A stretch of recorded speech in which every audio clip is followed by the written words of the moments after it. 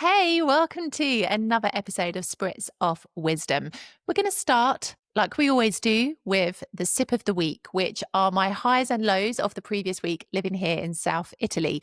I have one high for you this week and I have one low for you this week. So, my high of the past week has been the fact that what I spoke to you about in last week's podcast episode about focusing on having three non negotiables to do every single day. And then, of course, if you meet them, then you can add more to that list, really does work. I've touched on this in a few episodes recently that I've been feeling pretty overwhelmed with everything that I want to do, everything that I want to create.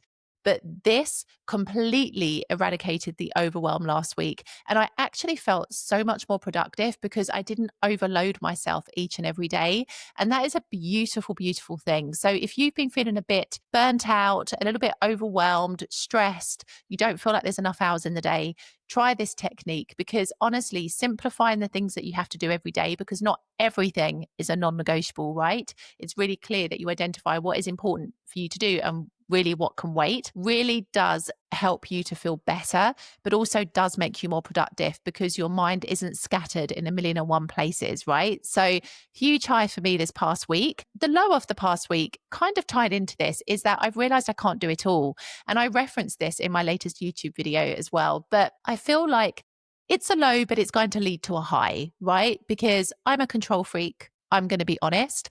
I like to do things myself. I struggle sometimes to give tasks to other people to do because I always feel like I'm not going to be necessarily satisfied with the end results. But I've realized that I'm limiting and capping my growth so much by having this kind of attitude.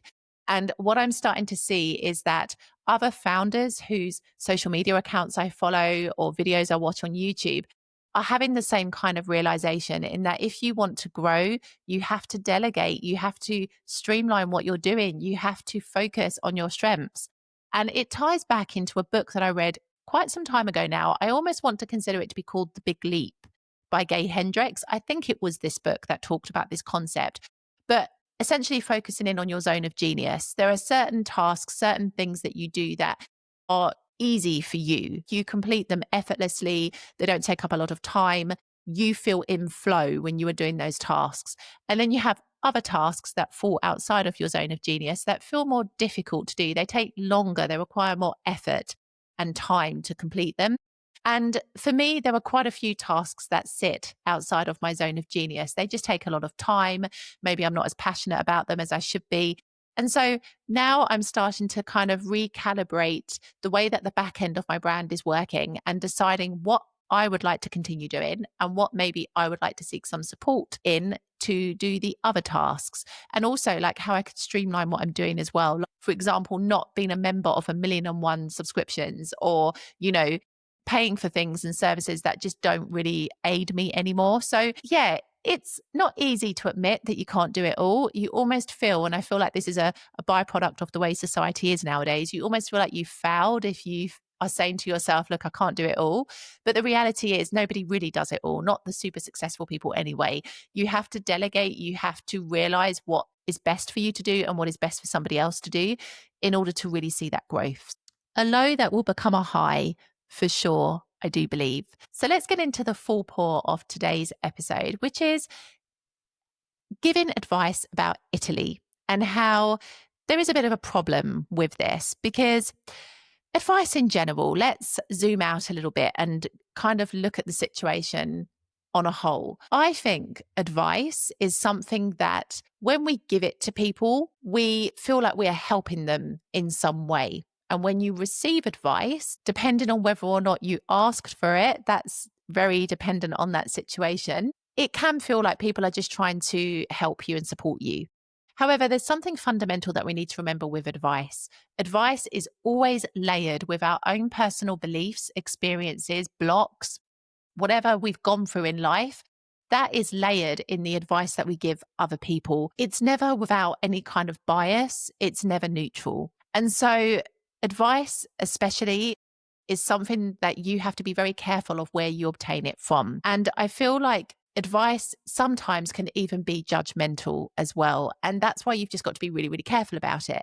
And I wanted to talk about this today because I often receive advice on my YouTube channel, on my social media accounts from people about my content, some of which I respond to and listen to because it's, actionable advice. It's like maybe improve the audio. This was a lot of advice that I received in the early days of my content. Or it might be, the background music was too loud. This kind of advice is constructive because it's helping me to get better at what I do. And I'm all about getting 1% better every day, every week, every month, every year. Super important. However, the other kind of advice has a little bit of judgment tinged into it. And that has been advice about my personal appearance. So I had a lot of people tell me about my eyebrows. My eyebrows became a topic of conversation in recent months, particularly with me lightening my hair and then having like darker brows. And it was interesting because on the one hand, I took it and I was like, okay, I get what people are saying. But on the other hand, I was like, it's my personal style. If I want to look a certain way, that's my choice. I don't necessarily need you, particularly when it's unsolicited. I didn't ask for it to tell me how to look and how I should do my makeup.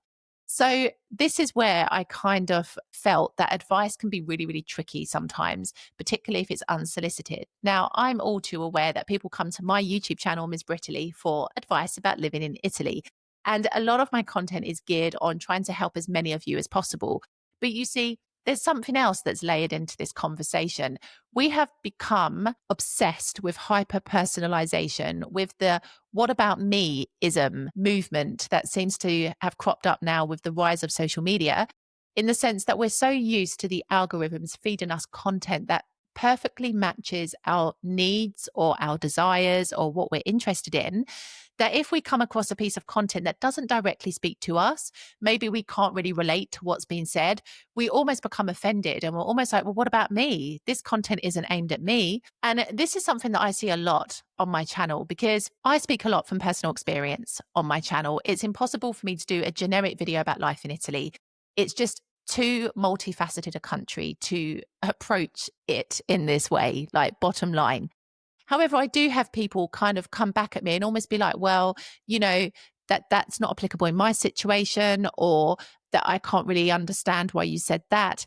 And I get it. We want to watch a video that answers all of our questions. But what you have to remember, especially about Italy, is that no two people's experiences will be the same, but also no two people's reasons or situations are going to be the same either. People don't move to Italy for the exact same carbon copy reason. Everybody is so unique in their journeys of moving to Italy and why they've come here in the first place, that it's almost incredulous to think that somebody could create content that speaks to all. It doesn't happen. And there is that term that says when you try to speak to everyone, you speak to no one, because we are all different. You need to take a stance. You need to take a side. You need to have a backbone, basically, and talk about things that matter to you. Which is why I'm saying to you today that if you do plan to move to Italy or you're interested in life in Italy, you need to start thinking about where you're getting your sources of advice and information from. Because in my opinion, not everyone is qualified to talk about Italy.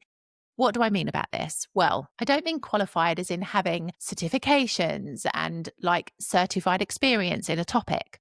I mean qualified as in lived experiences, because there are a ton of Instagram accounts and YouTube channels that focus on life in Italy or focus on Italy in general. But not every one of those creators actually lives here. A lot of creators have an obsession with Italy. They love Italy. They visited Italy on holiday. It's a bit of a passion project of theirs to keep talking about it. And that is beautiful. But the problem is those creators are looking at life here from a very romantic lens. They are not living the experiences that you and I would live if you were resident here. The struggles, the challenges, the frustrations, those other aspects of life in Italy that you don't encounter when you come here on holiday. And so I almost feel like advice has to be taken with a pinch of salt whenever you come across those kinds of channels, because that person's experience of Italy is going to be very different to your own if you actually end up living here. Now, I truly believe that when you take advice in life with regards to whatever situation it may be, you should always take advice from somebody who has walked in your shoes or has experienced something that you want to experience. I think in life, we take advice blindly from too many people. We sit down, we allow ourselves to be opened up to sometimes unsolicited advice, but also to other people's opinions and judgment. And essentially, sometimes we can make decisions that are not right for us, but they are purely based on the incorrect advice that we have received for our personal circumstances. And so you have to be so selective about who you listen to, because if somebody hasn't lived in Italy, for example, the advice they give you about life here is very, very basic. It's going to be based on a 2-week holiday, 6-month break, whatever it may be, but it's not going to be based on long term life. And so the advice that person gives you is going to be very, very different to somebody who lives here 365 days of the year. And so you need to be selective about that, because Italy is a particular country.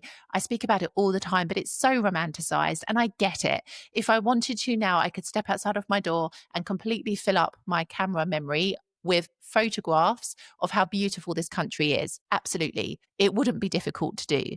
However, life here on an everyday basis is different. It's not always as beautiful. I guess I have quite a contrarian way of going about things, because I'm always talking about the reality of things, whereas a lot of creators are banging on about the beauty. And I feel like if you want to live here, you have to strike a balance. You cannot become so obsessed with the beauty. You have to also understand the reality of such a decision to move to Italy. And so this is what I wanted to deep dive into today, this advice culture that we have, always wanting to help other people. But I feel like if somebody asks you for advice, you have to be honest. If you don't feel qualified, you don't feel like you have the experience to help that person, you don't feel like you've walked in their shoes, sometimes it's better not to give that advice, because oftentimes people will act on the advice that they receive, but perhaps it wasn't the best thing for them to do in that moment. I'm always really careful when people come to me for advice, because I think if I've experienced something similar, fair enough, I can explain what I did in that situation. However, I'm always really careful to make sure the other person knows they have to do what's right for them, because I feel like sometimes people just want to be told what to do. You know, it's like programming a robot. You do this, you do that, you do the other. But the person has to make the decision themselves. There has to be some kind of independence around what advice a person listens to and what they don't. And so I think when somebody asks me, for example, my opinion about life in Italy, my answers are usually very general to begin with, but then they are also very much like, this is based on my personal experience. Your experience could be something very different. And so I just wanted to remind you all really of the kind of power of advice, how sometimes we freely give advice to other people without really considering whether we are the best people to be doing that in that moment. And my chin chin, I guess, for this week then is, the next time somebody asks you for advice, before you give your opinion, because essentially advice is often just that, an opinion, I want you to consider, are you the best person to give advice to that person? Do you have direct experience about what they're asking for? Have you ever walked a similar path to what that person's going through? Is there some kind of insight that you can give that person that is radically going to improve their situation or help them? Or are you just reciting the same old generic stuff that everybody says when people ask them for advice? Are you really that person to give advice in that situation? Because it's actually okay to say that you don't really know what to say, or you don't know how to advise someone. And I think that kind of response is far more respectable than giving generic advice and bland advice that doesn't really serve those person's needs. I hope that you've enjoyed this episode. As always, if you are not yet subscribed to me over on YouTube, you know what to do. Hit that subscribe button or follow me on Spotify or any of the other platforms. Your support means the absolute world to me, and I will see you in the next episode.